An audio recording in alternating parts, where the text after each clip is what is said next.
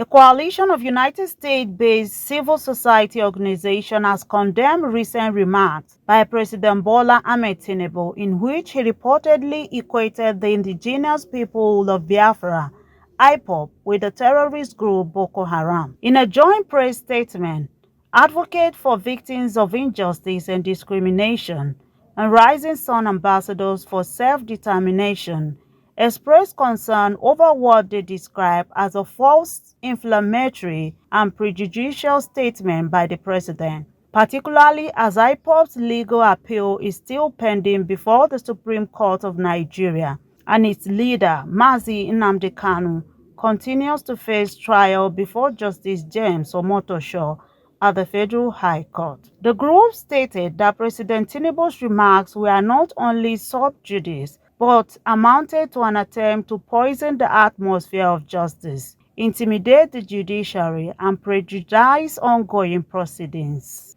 They advised the president to focus his attention on tackling insecurity across the country, particularly the activities of Fulani herdsmen, armed bandits, and other violent groups, rather than being obsessed with IPOB, which they describe as a non-violent self-determination movement. They added that envy and jealousy of Mazi Nnamdi Kanu's popularity will not silence the separatist leader, claiming that each day of his continued detention only boosts his influence and support among millions of followers globally. In the same statement, the group called on the United States Congress and the U.S. Department of State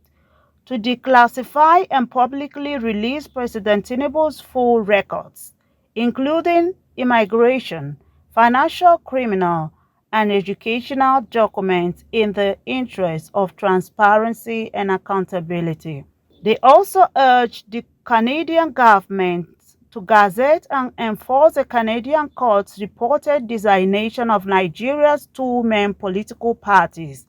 the All Progressive Congress (APC) and the People's Democratic Party (PDP), as terrorist organizations, citing long-standing allegations of electoral violence and militia sponsorship. The coalition concluded by urging the international community